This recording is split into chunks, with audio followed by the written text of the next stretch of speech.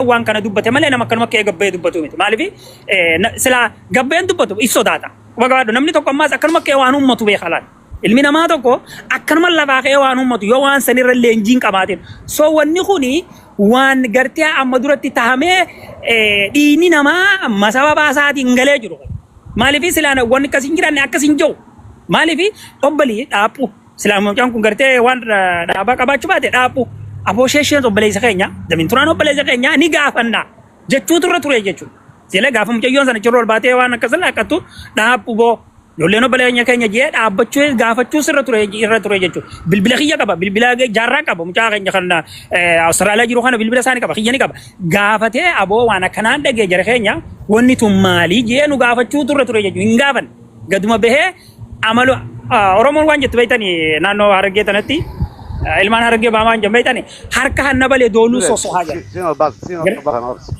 harka hannabare dooluudhaa soosoo haajan soosanii fi dooluun soosoo jirti wanni kun gartee waan lafa dhiisuu qabnuu miti waan hedduu ani hedduu miira keessan galchaan dhugaan isin hima akka ilma Oromoo tokkotti waan akkasiisan wagguun dhage'u hedduu takkaan miira keessa galee akka gartee inni ilmoo halaal hin ta'in ilmoon halaal akkas hin jettu inja afaanii baafannee namni nama jeesne inja obbaleessu harami dorka kana rabbi titille kana ilma nama titille so kuni dhaaba shaneeti waa hojii shane irraachi qabuun hin barbaachisu itti maxxansine namoonni keessa guddate ni beekaa jechuu waan dhaaba kana amata 25 keessa turre so hojii isaaniitu tunni beena akkasii galatoma carraa kana naa kannuufi ammoo gartee wanni kun waan laaftu laalanii miti waan isa booda dhufuuf akka karoora ta'u ayya galatoma abse carraa kanni bakka sana nama nakata singo team se ya takabatte hayya deemna moonnaqee garuu immoo wanni tokko inni beekuu qabdan kun farsanaalidha dubbii tana jalaafuun hin barbaachisu wanti itti godhuun dirqama sirra jira.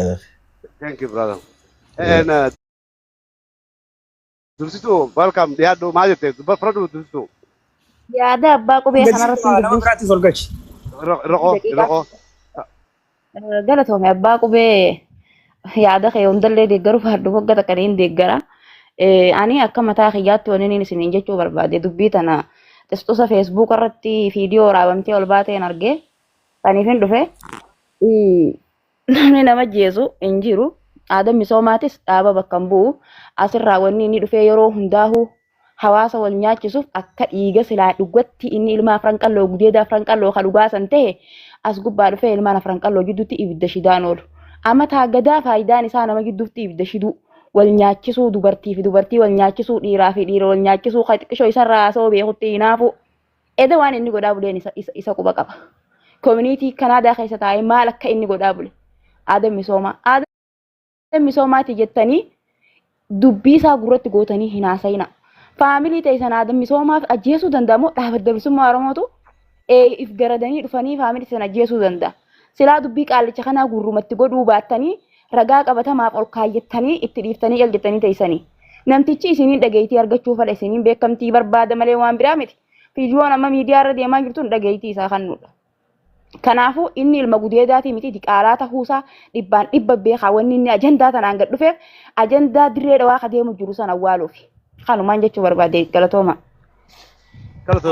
Asirratti yaa sheeshe no maatii duruu dhumtee jira maatii duruu qarsaa fi laangee keessatti maatii duruu dhumtee jira no aadaa misoomaa mataa isaa bakka bu'eetii miti kan inni akka dhaje dursitu akkasuma manni hin dogongorina waan joollee warri waarii haasa'u joolleen gabbaatee waree haasoyitii jaan waan gartee dhageeffadha no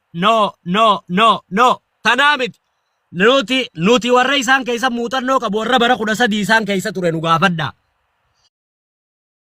osoo nama najjeefne taaziyaa taa'an isaan kase ajjeesuudhaaf guyyaan shanafe taaziyaa ta'an taargaa duubaa sirra maxxansan maatii durulaangee fi qarsaa keessa dhumtee jira nama baasin nama baasa khalaas kana waan taateef yoo dhugumaan akkuma mareefu jennu sanitti kawannii taate as bahanii waan kanaa irraa haasawanii irraa dubbatanii dhugaan bakka jirtu harkanii nama eeybisuudha yoo ammoo sanii miti jaan gochi pilaatfoormii kanarratti namni afaaniin udaanu gatii gurguddoo nama kabalchisa dubbiin akka udaanan tuutaatii fi jimaa goggogaa waliin nyaatanii rafansan hin taatu akka asbaanii as gubbatti alban kan hin taatu jechi xiqqaan tokko gatiidha si qabalchiisa. Jechi xiqqaan tokko haati dubbatu gatiidha si marroo akka feete keeki, abiyyii akka feete keeki, shimallis akka feete keeki, joora akka feete keeki. Maatii dhuunfaadhaatti immoo as deebitee hoggaa akkana jettee dhaaddattu duruu maatii keensirraa cabee jira. Beekaadaa usne malee maatii laangee fi qarsaa keessa maatii sheesheetii fi maatii damiin turaadaa akkasuma maatii teenya keensirraa cabee jira. Dhaggeeffadhaa. Irraan gadee gulufuun nama dhibuu jala ol deebuudhaan nama dhibaa. Dhuufuun udaan nama ta'uun waawwanniidhaatii miti. Dhaggeeffadhaa. Maatii keensirraa cabee jira. Nama lubbuun dabartee jira. Kana waan taateef maatii kutte tanaas dhaaddannoo san duraa fi dhaaddannoo boodaas kana waan taateef obboleeyyan waa hedduu asirratti dubbachuu wanni hin jennu nuti immoo ibidda qabatee jiru irratti baatiroolee hin ankarafa hin wenneeti malee jechi xiqqaadhati dubbattu gatiidha si kabalchiisa dachiin rikoordiidha. Reefu maaliif nu balaaleffatta obsaati? Reefu maaliif nu balaaleffatta? Gulaangeetti nama dhume daarimutti nama dhume siin jechu. Maatii isheetii fi adeemsa kanneen barra.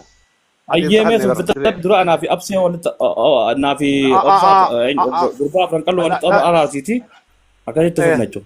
Ayyee beekadha carraa kiyyaa bitan maaliif yoo ibiddi nuti nama irratti dhufne odoo teenyaa isaa dirree kiyya obboleessa kiyya latiin kaa dirree kiyya obboleessa kiyya jaalladha. Bar beekeera obboleessa kiyya kana absi haatu bar ifamallee ni gaafadha garuu obsi qabbulecho. Laali dirree kiyya ayyuu kiyyan qaamaaniin si beekaa sool beeynaati baabaa kiyya xiqqishoo qabbanaawi maatii teetiin dhume dhugaadha tanaatu dhiiga si danfisuudha jira. Tana duratti ati waan naa himteetu jira asirratti hin dubbadhu jeetiin dhiise malee hoggaa namni sun achirraa dhumu naa himte dhugaadha na'am niin beekaan garuu ammoo asirratti waan takkaan tun akkamisin gubini ati obsa tun akkamisin gubini bar na gubdee dirree bifama naa godhi dirree arannoon beekwaan waan yaadu jirtu. Irra dalagamu jira. Arno. Way obsa kiyya waa takka naa gaafadhu sheeshe yoonan obsa waan takatabe mee asirratti baasee screenshot godhe haa agarsiisu yoo cubbuu ilma islaamaa barin jirtu yoo laa ilaaha illallah jee Muhammadu Rasulullah dirree mee muut qabadhu mee dirree muut qabadhu gutak muut qabadhu baabaa kiyya dhageeffadhu gutak takka wanni dhaatu maal dura gala jaanii miira keessa sin naqin tooftaan isaanii miira keessa nama naqanii waan kana hunda balleessuudha. Nuti immoo fadhiitoo daaraa keessa guddattee warri dheengadda dhume san obboleeyyan keenya maaliif akka dhuman ragaa guutuun wal duraa wal duubaan as bahaadhaa jira. Kanaafuu waan nama afaan deemaa takka afaan hin deemanii jenneet. Ammoo namoonni reefuun tana yaada akka dursituudhaa kana qabu maatii maarreedhaatiin maarree nama godhaa maaltuun maarree nama godhaa kajaan orreetii duruu godhanii jiran. Duruu tarkaanfii fudhatanii jiran kanaafuu akkumaan isiniin jetti hudduu abbaa feelee tokkotti nyaatu beeka. Isaa dhiqee yookaan isiidhaa dhiqee abbuma sanii nyaata malee nuti nun galchu abbaa daakee marqeetti Oromoon karaa safuu hin qabneenis nuti imma safuudhaa miti safuma sanuu yoo dhaabbata qabnee qallee nyaannees namni nu gaafatu hin jiru. Kana waan taateef nuti ammallee seerarraan maynu heerarraan maynu. Adeemsa seeraarra deemaa wal dhageettiidhaan waan keenya dhimma keenya jala deemanna. Maaliif jennaan ibiddi abbaa irra bu'ee guba. Abbaa ulee tahee bordoo tahee namaa qabatee deeme tasanii nuti nun galchu. Qabsoo bilisummaa Oromoodhaa keessatti immoo warran beekne sossobaa malee akkumatti gartee araarsoo wadaa'ii fi mul'is gadaa faanis itti dheengaddaa hamaalee eebboo faanis itti gaggeeffamaniitu karaa kana. Ati soogiddaaniin fuula dhiqadhee waan kana mormaa yoo jette. Isaanumaa wajjin jirtaa waan kana achirra deemtee gargaarta. Adeemsa seeraa sirriidhatti hordofamaadhaa jira keessaa fi alatti jalaa fi gubbaadhatti. Kana jechuun namni kun eenyu hawaan akkanaa godhe. Aboo haatee hayitee balooqa ijaa qofaa quu dadhabdee jan. Anaadam misoomaa irraa mormeetiin maxxana dhaabbadhu nyaadhee ragaa sagaleedhaan natti as fidan. Hay amma yoogaan jaaniin kataljii ta'ee kaqabbanaa kuni. Sagaleen isuma na fakkaatiin jabirraa waan hin jawwallaalee dhaggeeffadhaa isiniif hima. Kanaafuu haatee hayitee balooqa ijaa qofa haquu dadhabdee jan. Eenyuutiitu nama isaa wajjin jiru eenyuutiitu akkamitti waan kan akka godhe abrii kan akkamitti kanaffate kana isaatu beeka maaliif jennaan dhugaa fi lubbuu abbarraa baasanii janii irraa isinii bu'eetti oofadhaadha yoon jechaan ammoo isinitti kan hin dogonguru taate dhiifama naa godhaa nuti nama maatiin irraa dhumte baarakallaahu fiikum. Abshir damiina bagan gaan dhuftee dirree kooneshina kan tolfadhu. Ina warahmatullahi wabarakatuh. Kam jettan nagaa. Waalaikum salaam warahmatullahi wabarakatuh. Warahmatullahi wabarakatuh. Dirree na dhageessaa? Dirree. Siin dhagee. Naaf saayyee naaf sin gaafata jechuun gosa tarjumaan oofna. Obboleessa kan kee harta koo jirtanii itti meeyite itti jirte ani gaafii inni waan inni barreessuniin ati mormii qabdaa jee gaafadhe malee waan inni badduu barreessine. Kanaaf obboleessa kee dhiifama jiini bira kuti. Harta koo jirtan. Ani jecha YouTube ni fudhadha garuu waa takka naa gaafadhu ishee kiyya. Waan hin jee absee lamaatu jira beektaa absee bira qalloo kana. Sorry jechuu kiyya. Garuu adumaan ana asirraa haasaa jiruuti komentii hamtuu na barreessee na arrabsee ani jechuun yaaduma kiyyaan waan adda misoomaa irratti yaada kiyya kan dachaa ture. Dhaggeeffadhu kaa dura. Nachaatiin ture inni achuma irratti komentii hamtuu na barreesse anis komentii hamtuun deebisee fi keessaan siin ajjeesa qofaan jee malee akkaan nama godhu jee wanni jee wallaahi wabillaa hin jirtu isallee ol baasi quraana rabbi taa'atu waan hin anjibbe beekta waan hin beekurraa jira beekte waa galee liqibsanii waa galee tufan jatte atummaan. Bar zanni wali baddanii gongoraa walitti baddanii. Zanni badaa miti bar eenyutu dura eegale jedhati yoo ilma haqaa taate ilma halaal taate ishee ilma halaal isiin beeka. Eenyutu dura dubbii eegale anu seetumaa yaada kiyya kannachuu ture. Aadam misoomaa gabbee maatii sheesheetii fi maatii tamiin turaaniin dhabamsiisenaan maatiin sheeshee obboleeyya adeeran kiyya dhaggeeffadhu qaba. Maatiin tamiin turaa isumman kiyya yoo isaan dhabamsiise anis niin dhabama. Mirga kiyya kun jechuu kiyya. Kanaaf waliif teenya kayyoo irratti dubbadde. Ani abseetti hin dubbanne abseen maalirra dhaabbateeti komentiin anna arrabsuu dandeettis ilaalaa turte jechuudha. Gaafiin tiyya duraa tana. Hayyee waan goonu okay dongoraa walitti dhaggeeffadhu achi booda walitti dhaggeeffadne wallolle. It is okay. Manaa gaafadhu dubbale jiri. Ani santuu maaliif na tuqaa komentiidhaan. No amma jira. Caalaa akkasii beektis harku jirta maaliif na tuqee jee bar maatiin direkturaa eessuman kiyya. Adeeran kiyya maatii sheeshee adeeran kiyya maaliif na tuqa inni? Dirree hakan harkaa itteemi? Maaliif na tuqa mi'a isatti hin dubbanne baran yaaduma kiyyaan kan ture. Awoo dirree hakan harkaa itteemi? Hakan harkaa itteemi? Siif laallaa amma haasoo jirraa haasoo fardiidha isin lachuutu achi cuqaalaa bira kunnaa hin dubbatu waa isaatis yaada gisee carraasii kan inni qofa dubbadhu yoo carraasii nama tokkollee namni yaada nuunfaallaa illee yoo ta'e nuti nama waan kana deeggaruu fi waan kana jajjabeessaa jiru hundaa'u daaraan tokko cufeena. Namni kuni dhaaba bakka kanaaf nuti godhadhu yaada kan kee gisee marsaa shirjee yoo barbaachisaa ta'e siifin kan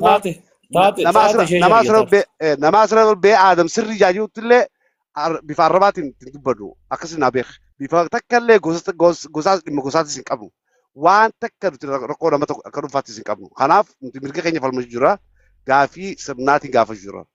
Kanaaf akkas beekee eenyu abbaa qubee dura shaggaa dubbifne dura shaggaa jirtaa?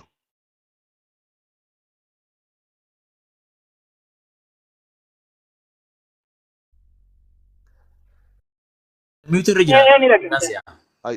Ayyee itti fufii. Waan kana afaan Somaaliitiin isii. No afaan Somaalee afaan Oromoo beekta afaan Oromoo beekta afaan Oromootiin nuyi.